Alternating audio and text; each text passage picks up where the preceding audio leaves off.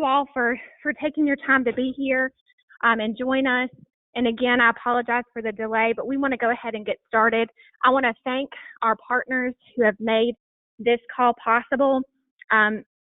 The Catawba County Economic Development Corporation and Nathan Hewitt, who is assisting with the technical aspects of the call, the SBTDC, the Small Business Center at CBCC, and we have about 18 chambers and economic development corporations from the 5th and 10th districts who have joined us today to make this call possible, and hopefully those names are appearing on the screen. So again, thank you.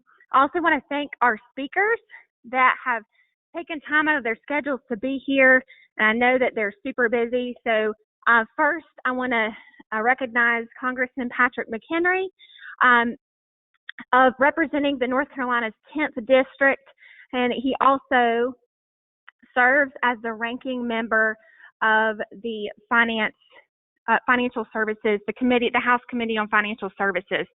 So, Patrick, if you're on the line, I'd love to turn it over to you for opening remarks. Lindsay? Yes, sir. Thank you. Thank you, Lindsay. Yes, sir. And thank you all for being on the call.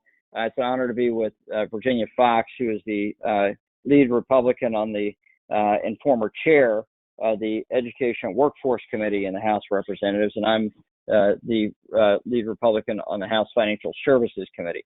The piece of the bill that I helped negotiate, the CARES Act that I helped negotiate, deals with the monies that go to the Treasury through the Exchange Stabilization Fund, the bank regulatory and credit union regulatory relief that is in the bill, and then as it relates to the implementation of the Small Business Administration loan and grant program. We had new guidance last night for all the SBA lenders and all federally regulated credit unions and banks. That guidance it details how the Small Business Administration loan program will work. There are a lot of questions on this, of course, but existing SBA lenders, as of midnight last night, were able to begin processing loans. And as of this morning, we had 1,125 loans processed for a total dollar volume of $400 million. And that was in the first 9 hours of the program. And so for small businesses, talk to your existing banking relationship. They can detail the process here. There's a new loan form that came out last night as well with the new guidance. This clearly outlines the responsibilities of the banks, responsibilities of the small business person, and the rules about eligibility for the loan forgiveness, the forgiveness portion or the grant portion for payroll that is within this provision. A lot of questions about this. Please call my office if you have any questions related to this banking related piece or the SBA related piece, and we will do our utmost to be responsive to you on answering these questions. Lindsay, thanks so much for hosting the call. I know we've got great expertise both with Virginia Fox with the education issues within the CARES Act and with the SBA staff that we have on the call as well. So happy to answer any questions as they may arise. Please give me a call in my office or email me. I would love to help any way we possibly can. So thanks so much, Lindsay. Thank you, Representative McHenry. And it is also my pleasure and privilege to introduce Representative or Congresswoman Virginia Fox. Representative Fox, thank you so much for taking your time as well. She represents the North Carolina's 5th district, and as Representative McHenry stated, she serves as the Republican leader on the House Committee on Education and Labor. So I also know Representative Fox would like to say a couple of remarks. So thanks for being here. I'm going to turn it over to you.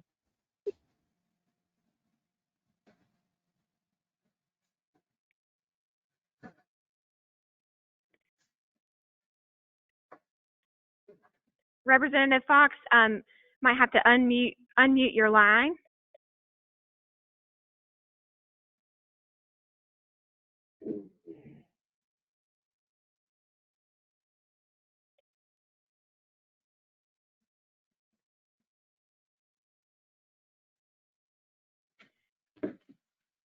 Ms. Fox, I'm if you can unmute your line, and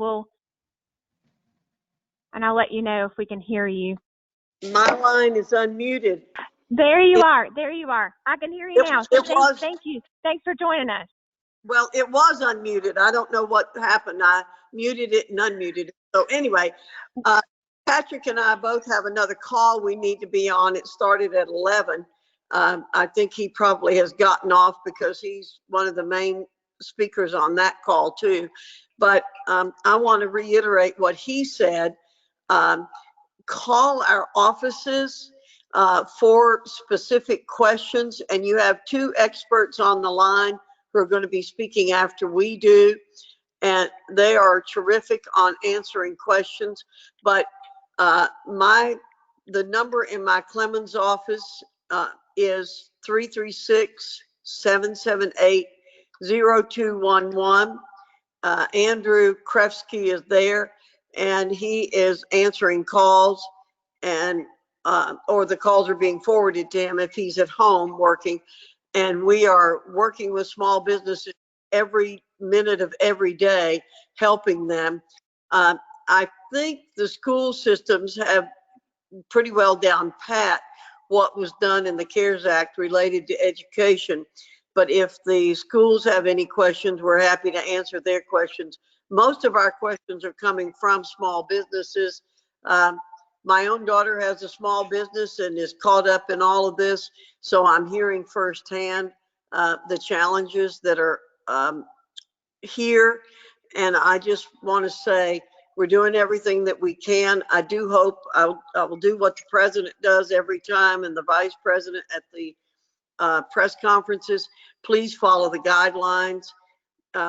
We're blessed, I think, in North Carolina, in our part of North Carolina in particular, with very few cases.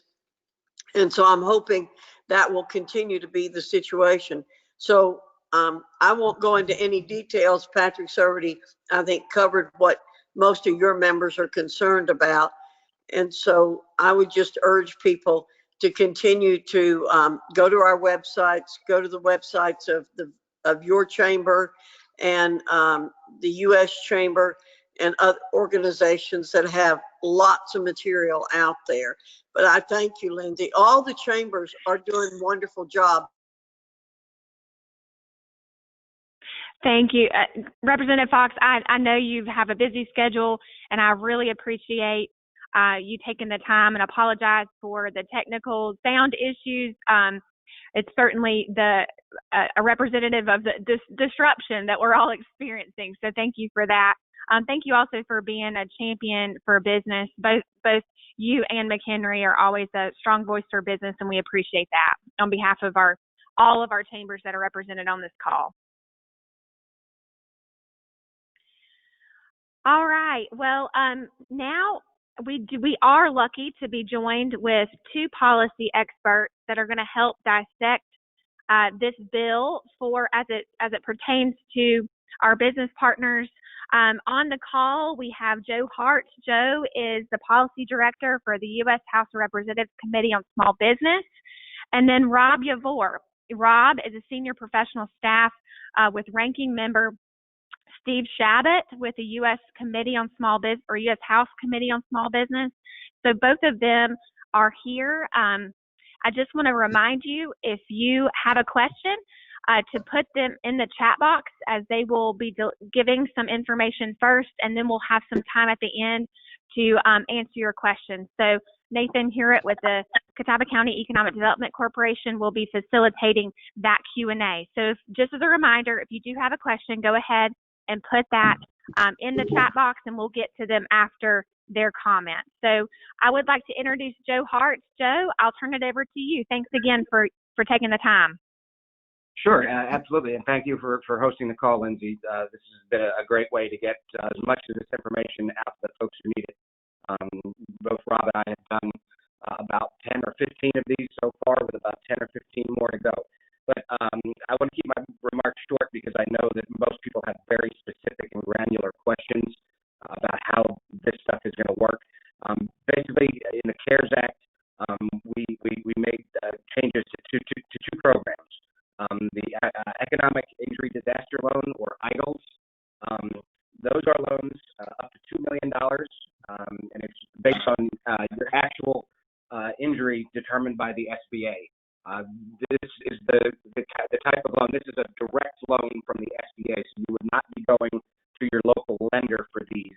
You would be going to the SBA's website, and I say that knowing full well that a lot of you are very frustrated with the SBA's website. It keeps crashing. They are doing the best they can. It's a tough time, and they are doing the best they can. But these EIDL loans are you pay them back over 30 years. Basically, you can use them for anything you want, operating costs, payroll, things along those lines. The change that we made for this particular program is that if you apply for an EIDL loan, you are eligible for a $10,000 grant that the SBA says they can get to you within 72 hours. And the kicker with that is even if the SBA declines your EIDL loan, you get to keep that $10,000, and it's forgiven. So that was the one significant change we made to the EIDLs. The other program, this is the big one. This is the Paycheck Protection Program. Joe. Yes. I'm sorry to interrupt you. We're having a little bit of static whenever you're speaking. It comes and goes. So I don't know if you can get in a place where you have the best reception. Sure. Yeah. Okay. Sorry to interrupt you, but thank you. Very important information. I want to make sure everybody can hear you. Sure. I moved closer to the window here. That sounds great. Okay. The Paycheck Protection Program. This is the $300 billion, billion with a B, program for small businesses, where you go to your local lender and you have very limited documents that you're going to have to do. We tried to streamline it as much as possible. You get this loan. You go to your lender. You get this loan, and if you use the loan for payroll costs, rent, utilities, and mortgage interest, that portion of the loan will be forgiven. You don't have to pay that back. The whole idea of it is to keep folks on payroll, even if your business is not open. All you have to do is maintain payroll. If there's flexibility, if there's legitimate reasons why your employee headcount has dipped, that's built into the program. But the goal is to have folks pay their employees and keep their businesses going over the course of the next 8 weeks, so that we don't, so that the businesses will have workers once all of this passes. I'm going to turn it over to Rob to see if he has anything else to add, and then we're going to be happy to answer your questions. Thanks, Joe. No, I think you hit on all the top line pieces of the EIDL program and the Paycheck Protection Program. Just fill in a few details. The $350 billion program, these are 100% federally guaranteed loans where, as Joe mentioned, if used under payroll assistance, mortgage interest, rent, and utilities over an 8-week period, it will be forgiven. The interest rate is going to be at 1%, and that's going to have a 2-year maturity. We are receiving information by the minute from both Treasury and SBA. Earlier in the week, they released a framework guideline for lenders and borrowers to start taking a look at it. That was either Monday night or Tuesday. Well, good news. They have revised some of that information and put out guidance last night that has gone to all lenders so that this program could be as close to up and running as possible this morning. And they have met those goals. The information is with the lenders right now. And we know that some lenders are working to get some money out the door. Before we turn it over to questions, we're happy to answer any questions. And if we don't know the answers, we'll be sure to get you the answers. We are stressing that your businesses to start working with their lenders immediately. Again, this large $350 billion Paycheck Protection Program is with lenders. Your borrowers, your businesses will be working directly with lenders, both SBA lenders and non-SBA lenders that have been brought into the program through the help of the Department of Treasury. So we can't stress enough to suggest to borrowers and businesses to start working with their lenders, bankers, credit unions, etc. So with that, I think we covered the top lines, and we're happy to answer any question the best that we can.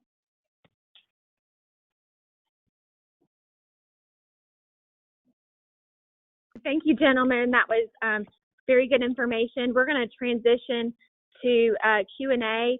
And first of all, I want to give Nathan Hewitt a shout out. Dealing with this technology can be a little overwhelming, so I appreciate your patience with us. But he's done an incredible job of troubleshooting on the fly. So just wanted to give him that shout out. So hold one moment, and he will facilitate Q&A because we do have several questions that have come through. Hey, this is Nathan Hewitt. Good morning, everyone. Hope you can hear me. Got a lot of questions, obviously, as this is just newly coming out guidance. I'm just going to go through these and have Joe and Rob, the experts, answer some of these to the best of their ability with the information they have in hand. So they keep coming in. So tons of questions for you two. First question I'll lead off with is, how is K1 reported income addressed with the PPP program? I'll defer to Rob on that one. Sure. So to begin, the directive from the beginning, and just so everybody has a good understanding, the drafting of this legislation started about 2 to 3 weeks ago.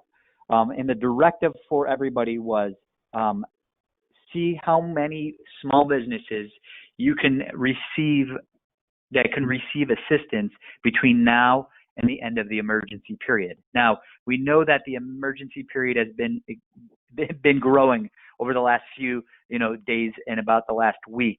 So the goal from the beginning was to move as many small businesses as possible into this type of program to save employees. And specifically, the assistance is going to be at the paycheck level. So we want to make sure those employees can stay on board. With that being said, some of the language that we put into the bill and worked with the Senate, just background on that, the Senate were the main drafters on this legislation, but we did work with them throughout the process. Some of the terms are vague. And the reason for being vague is so that we can capture as many small businesses as possible. So there are going to be documents that are required, and we are still waiting on specific guidance on some of the documents. As I mentioned, guidance was released last night. All lenders will receive program guides this morning, or I guess it's not this morning, sometime today, which will outline the rules of the road. And that is going to go into the specifics with a lot of the documents. But just for example, I'm going to run through how we've defined payroll costs, sum of payments or compensation with respect to salary, wage, commission, payments cash, tip, or equivalent, payment for vacation, parental, family, medical, sick leave, allowances for dismissal or separation, payments required for the provisions of group health care benefits, including insurance premiums, payments for retired benefits, payments for state and local tax assessed. And then there's a lot of details for sole proprietors, independent contractors. And for that specific group, there will be extra information for them on their requirements. So again, we are stressing that any borrowers go directly to their lenders with the documents that we've kind of mentioned, and we will continue to talk about 1099s and K1s, etc. But the guidance is vague, and we're trying to narrow that so that everybody has the best information as possible. Next question is, if we've already applied for the $10,000 advance, but do not need other loans, what do we do now, and how do we check on that? status? This is Joe. I've received that question several times today. I have already emailed the folks at SBA. It's my understanding that for the idle loans, there used to be a place on the SBA's website where you can check the status of that loan. I've been told numerous times that is no longer there, and so I have already inquired with the SBA as to what do folks do to check the status of their idle loan. I do not have an answer back yet, though. Joe, real quick question. We were starting to lose you a little bit on the coming through the line. Sure. I'm sorry. Yeah. There you go. You're good. We caught you, but it sounded like a little bit underwater. You're good now. If you applied for the economic injury disaster loan and you didn't check that $10,000 box, is there any way to recover that? Meaning, kind of go back and change that. I understood that $10,000 to be an immediate advance from the larger loan when it came in, and had no idea that the $10,000 could be approved even if more money were not necessarily approved. So can you more or less change your mind after you've submitted something? That's a good question. We wanted this to be as flexible as possible. I would think congressional intent would be to the SBA to allow folks to do that, but I'm not sure if that will be addressed in any future guidance. Rob, do you have anything extra on that? No, I think probably the best point of contact is with SBA directly, the district field offices. If there was changes in law that may go backwards, in the Paycheck Protection Program, we retroactivated back to February 15th. So we've been trying to cover the entire basis and the entire uniforce. So our suggestion would be to contact SBA directly with that change. And we know they're working on it, and we know they're overwhelmed at the moment, but they should be able to give you an update on where the status is of your individual loan is, and if you can access that $10,000 advance. Does that answer the question? Hello. I believe so, yes. Okay. And I'm going to keep rolling because they're still coming in. Can a self-employed person apply for SBA loan in unemployment? No, they have to choose. It can be one or the other, but not both. Got a good, just general question of what's some of the specific documentation folks should be pulling together for their lender with the PPP? Sure, I'll defer to Rob. I know he's answered this question a couple of times already. Yeah, and we're actually still waiting some of that the documents also. I'm trying to pull up the list here that I have at our fingertips right now. Let me see here. And this is going to be different between what a sole proprietor, independent contractor, or self-employed would have to be required to present. Let's see here. For those sole proprietors, independent contractors, we're looking at payroll tax filings from the IRS, Forms 1099 miscellaneous, income expenses from any sole proprietor as determined by regulation from the SBA and Treasury. So we're getting this information, and we're trying to go through it as quickly as possible. We are waiting on more information on the exact documents.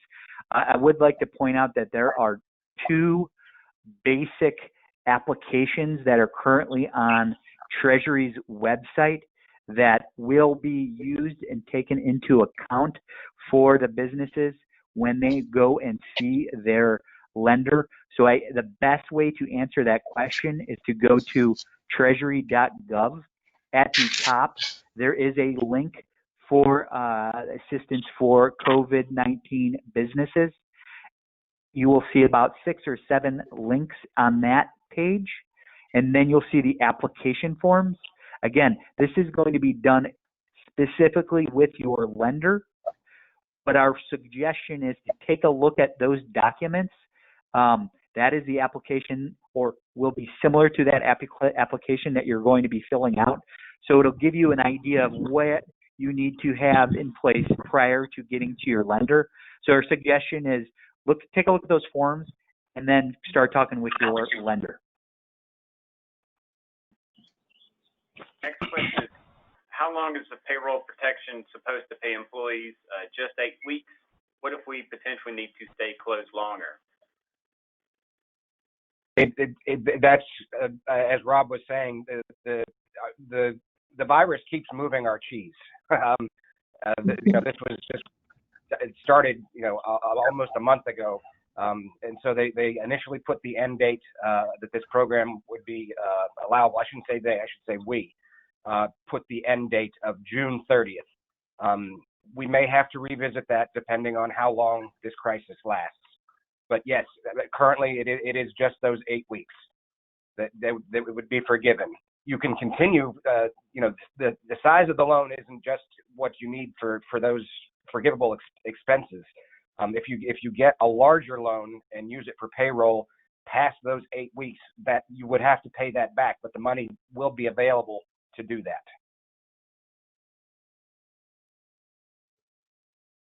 The PPP program is really geared towards payroll, rent, utilities, and not necessarily working capital, correct? Is it more the economic injury loan that is related to working capital?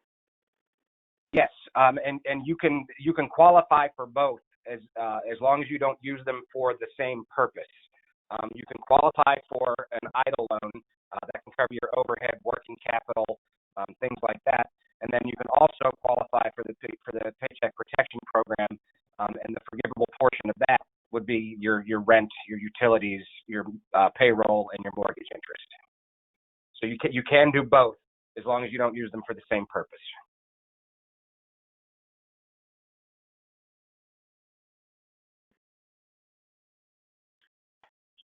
I'm looking through the question, just filtering here real quick.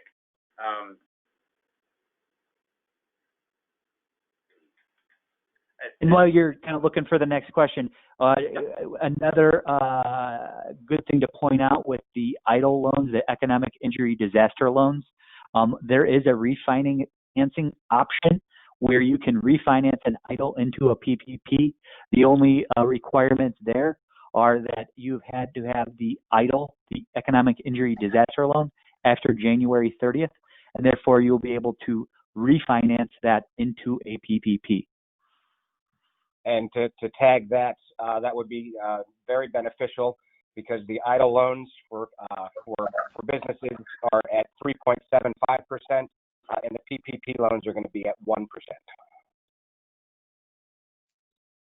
Got a question about that, the exclusion of $100,000 for employees making over $100,000. Is that just the amount over $100,000, or is it the entire amount? No, it's just for what's over. The way the law is written is it's up to 100,000. So if an employee makes 120,000, the first 100,000 will be forgiven.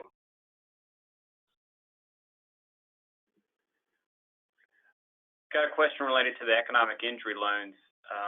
Someone asked what they can generally be used for, but they noted, are there restrictions on percentages of the loan, somewhat like there are with the PPP?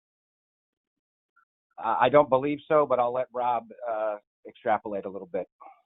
No, there's not. Economic injury disaster loans, EIDL loans, no parameters. You could use it on working capital, inventory, payroll. As Joe mentioned, can't use it for the same thing if you get a PPP, but in general, the EIDL loan, there are no parameters on what you can use it for. Got a question from a business owner that's not necessarily on payroll. Can they recap the owner's draw? Could you repeat that question for me? I'm not sure if I understood it. The person wrote, I'm a business owner that is not on payroll. Can I recap owner's draw? And we may need to get a little more detail for that question. Well, I think what it is if you're a pass-through entity, you don't necessarily have payroll. You have, I think what he would need to do if he wanted to get a PPP is just show proof to the lender of what he essentially paid himself through W-2s, things like that. Rob, do you have any other? No, I think you're right. I think that was the question: is how does he, the owner, satisfy the payroll test? And I think Joe mentioned it properly. So. Got a pretty good scenario here. I own a bar and payroll is low compared to mortgage, insurance, utilities.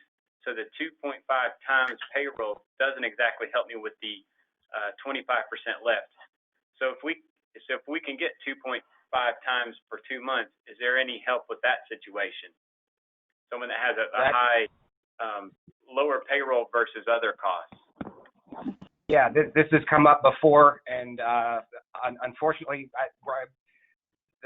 we didn't dictate to the SBA and Treasury that they say 75% of the PPP has to be used on payroll and 25% on the others. I'm not sure exactly why they did it, but that's the rule of the law, or the rule of the land right now. So that person is definitely not in the best spot, I should say. Rob, do you have any other tips on that? Yeah, I was just to make sure everybody understands kind of some of the parameters. So in the regulations, so not in the law that we put out and the president signed, we did not put any parameters on the loan amount forgiveness. We said essentially if you use it on payroll costs, mortgage interest, rent, and utilities, the portion of that loan used on those categories could be forgiven. Now, guidance and regulations that have come out from SBA and Treasury has now said 75% of that loan must go to payroll costs, and 25% will go towards the other categories: rent, mortgage interest, and utilities. So we have been receiving a lot of questions on that. Our best guesstimate is that they do want to earmark, the forgiveness to the paycheck piece of it, the employer paycheck piece. So again, those were the parameters. Just wanted to make sure everybody saw that, heard that. I apologize. As folks are calculating some of the necessary values for the PPP program, should they include benefits such as dental, life insurance provided by the company? Yes, that is part of what is considered payroll. All of that stuff. So the answer is yes. I've had a number of questions come in related to checking the status of a loan, and I think you answered that a little bit before, but do you have any ideas or thoughts where that should appear if it does come back online? Will it be on the SBA site? Will it be through their bank, some other site? Is this in regard to the EIDL loans? Yeah, we'll say either, please. Well, the EIDL loans would be on the SBA website.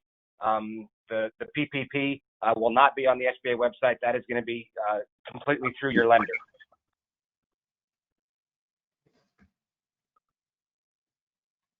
Question is, we've already had to lay off some of our employees. Will we still be eligible to receive the PPP loan? If so, what is the process of getting those employees off of unemployment benefits and back onto payroll? Okay, this is a tricky one. Yes, they are eligible to get them. All they have to do is hire them back. Now, this is going to be a conundrum for a lot of businesses who have employees that they have already laid off, and then the employee realizes that they can make more money on unemployment than they could at their job, and that's going to have to be a business decision to make. The employee is not allowed to collect unemployment insurance and receive the benefits of the Paycheck Protection Program at the same time. So it is an either or, and that's why it's going to have to be an individual business decision how they approach their employees who are already on unemployment insurance.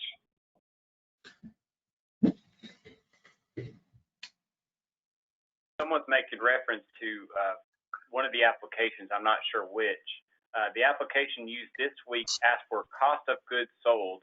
For service providers like an insurance agency, there's no goods. It does not ask for operational expenses. Rob, do you have any info on that one? Yeah. Can you just repeat the question? My phone went in and out on that one. Just one more time, please. This particular person, they referenced an application used this week asked for cost of goods sold. For say like an insurance agency, there are no goods. It did not ask for operational expenses. Sure. So I think what you're describing without knowing more about the scenario is there have been multiple forms that have been released earlier in the week. Those forms that are now online live on treasury.gov under there's a red banner at the top where you can click on it, and then there'll be a new landing page for all of the resources. There's 2 application forms. It sounds like there may have been some confusion on some of those documents, and they have been updated. The cost of goods sold is not going into the calculations for your loan amount. And as a reminder, or I'm not sure if we've even gotten to this, but businesses will calculate their loan amount by taking 2.5 times their average monthly payroll of the last year, and that will be the number that you will receive as your loan amount. If that number is above $10 million, you will be capped at $10 million. So that is strictly the only number that will go into your loan amount. And then the calculation on the back end for the loan forgiveness is how much of that loan that you received that was used on loan forgiveness, mortgage interest, not loan forgiveness, payroll costs, mortgage interest, rent, and utility. So I'm wondering if there might have been some confusion or misinformation early on that may have gone towards that, but I think that the calculation is strictly on the front end, 2.5 times your average monthly payroll costs. That will be your loan amount, and then the calculation on the back end for forgiveness is the amount used on payroll costs, mortgage interest, rent, and utilities. One thing that the discussion is reminding me of, we've got some great partners on the local levels in each of our communities between the small business technology development centers and the small business centers through the community college system. You've got a lot of folks that have a lot of expertise and are helping business owners, just like on the call today, walk through some of the processes to apply for these programs. So I'd encourage you to reach out to those folks if you don't have a relationship already. They've got great experience and are very helpful during times like this. So just a small plug for those folks. The question is, sorry, go ahead. No, I was just going to say, I was just going to echo that the SBDCs, the women's business centers, your local SCORE chapters, those folks should be brought up to speed on this as well, and that is their job to help small businesses deal with all this stuff. Both of the programs that we've largely talked about this morning, the economic injury and the PPP program, are they open to sole proprietors? Yes, they are. I love good short answers. We don't get I like much questions I like questions that respond with a short answer.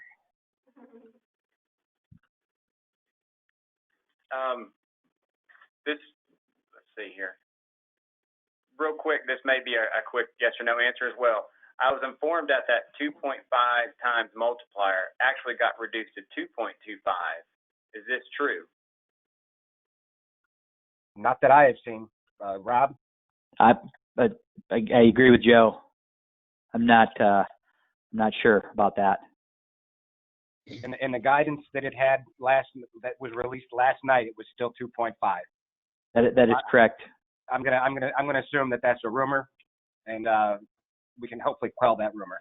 Yeah, and just to kind of talk a little bit about that guidance from last night, they did provide, and this is guidance that we will make sure, again, that everybody can see. It's on treasury.gov under that red banner, the COVID banner. They give examples on how to make that calculation for your loan amount, and they do use a 2.5. So perhaps, as Joe mentioned, maybe some misinformation out there. Everybody is moving as quickly as possible. The lenders are moving as quickly as possible, but it is 2.5 times your average monthly payroll cost. Can you provide more info regarding independent contractors who receive 1099s and what they are able to apply for, especially if they're not filed as their own business or as the sole proprietor? Sure. The law and the guidance does address this issue. They are eligible. If you're an employer who utilizes 1099 contracted employees, you would not be allowed to count them as employees, because those independent contractors who file the 1099 miscellaneouses will be able to apply for the PPP, and I believe their start date is next Friday, the 10th. We mentioned earlier that health insurance benefits are one of those things you could include if the employer provided. What about the FICA employer portion? Can that be included or not? I'll defer to Rob on that. He's our tax ace as well. We're still getting information, but as we know, that will most likely not be addressed.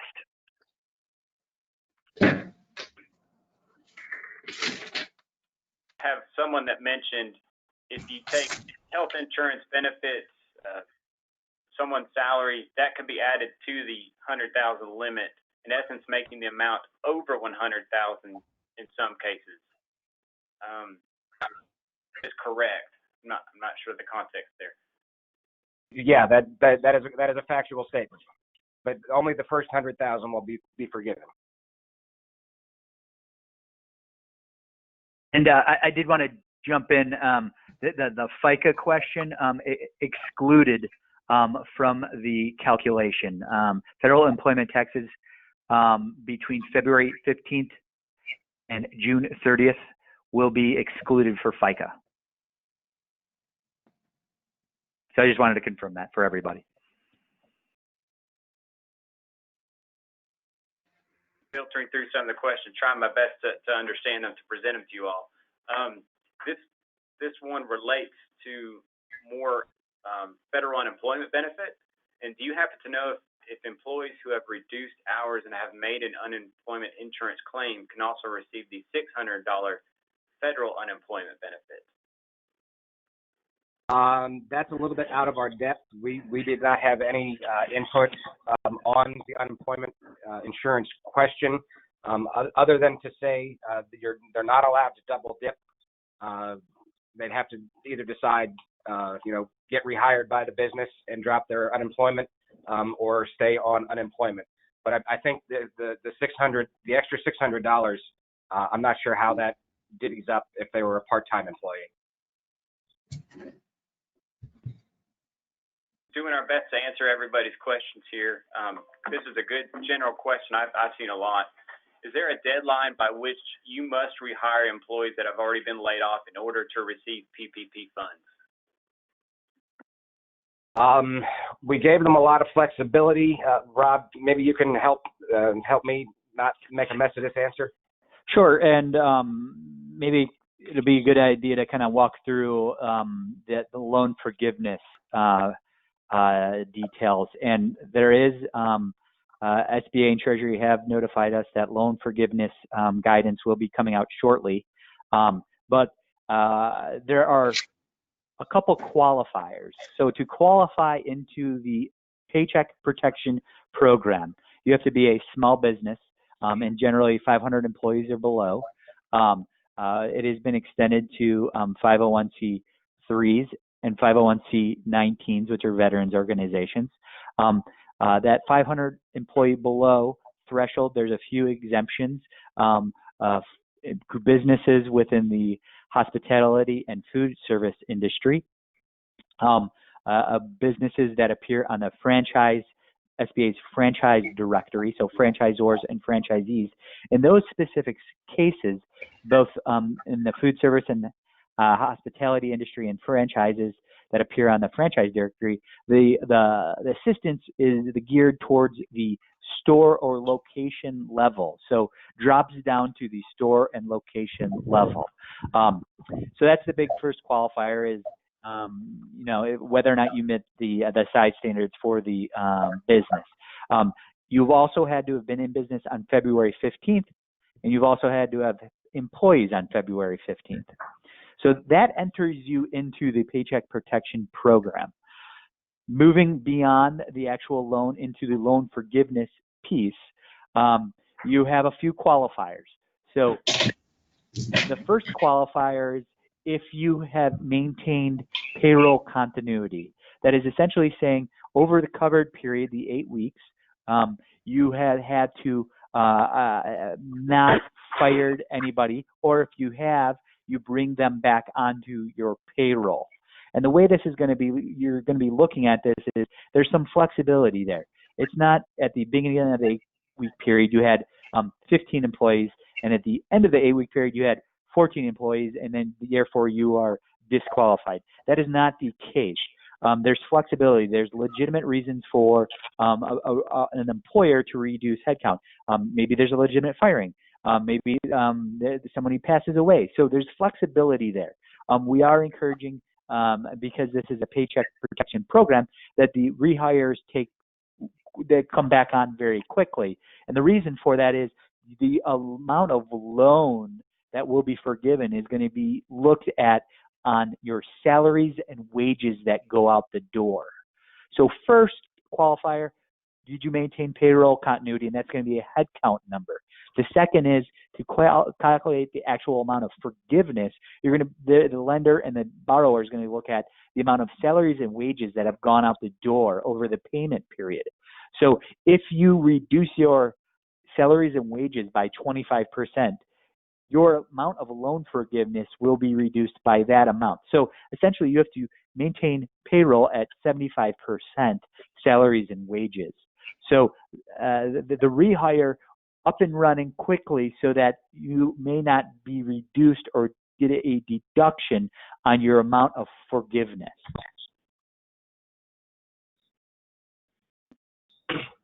Okay, and this is Joe. If we could have maybe one more question. I know Rob and I have to hop on another call here very shortly. I'm trying to find you a really tough one for the last one. No, we appreciate talking to everybody, and we'll wait for the final question. But we do encourage folks to get out to their lenders as quickly as possible. Eligibility questions, we would like you to talk with your lender to make sure you're not missing out. Again, the goal was to help and assist as many small businesses as possible over the emergency period. So we love hearing your questions. It helps us to go back to the agencies and say, hey, I think we need some clarification on XYZ. So this has been a great time to speak with everybody, and we'll just wait for the final question here. I think one that kind of talked about right there is going directly to your lenders. Is there any guidance? A lot of folks, I think, have already been doing that, and I think they're getting a little bit frustrated of the banks are in the middle at this point, and they're waiting guidance to come down from on high. Is there any idea of when? I realize the program was supposed to probably start today, and some people even potentially are processing some. But is there an idea when that would be more broad-based and it will probably hit all of these local institutions that these folks have banking relationships with? Sure. I mean, we'd hesitate to venture a guess. All we can say is that everybody is working as quickly as they can. I can't give you a date certain as to when this is all going to be up and running smoothly. I would just, as you said, the banks are kind of in the middle, and they're going to get a bit frustrated at the federal government for not being quick enough, and then that's going to filter down, to the borrowers. But I would hope that over the next couple of days things start to smooth out, and make it easier on everybody. Joe and Rob, y'all have been great this morning. I know we've thrown a lot of different types of questions at you. There's still a lot more. My thought is to keep collecting these as folks have them. We can redistribute those to the various staff and try to get those answered for you after the fact. We should have, that's why we asked you to identify yourself as best you can on here so we can kind of trace it back to the question and hopefully get you a proper answer. Again, Joe and Rob, I wish we could give you a round of applause. I won't do that from everybody, but thank you so much. I know you're very busy at this time. Great to have some policy experts on here that helped really craft this thing. And obviously to Congressman McHenry and Congresswoman Fox and their staff for bringing this all together, bringing the policy experts to the table as well. We appreciate what they're doing at this time in very busy times. And on behalf of chambers and economic development organizations from across the 5th and 10th districts, really appreciate everyone for being on here. Apologize earlier for some of the technical issues. We're in the age of GoToMeeting and Zooms and all these other things, and I think we're all a little bit frustrated by it at times. But appreciate everyone for asking questions. Please continue to do that. We'll keep this open just for a little while just to ensure we capture those. But thank you all very much. Please look to these various organizations in your communities. They each, I'm sure, have great websites and great resource guides, and there's a lot of great information, but there's also a lot of misinformation or inundation of such. So best of luck to you during this time, and hopefully we'll have other opportunities to convene this same group in the future. So have a wonderful rest of your day, everyone. Thank you.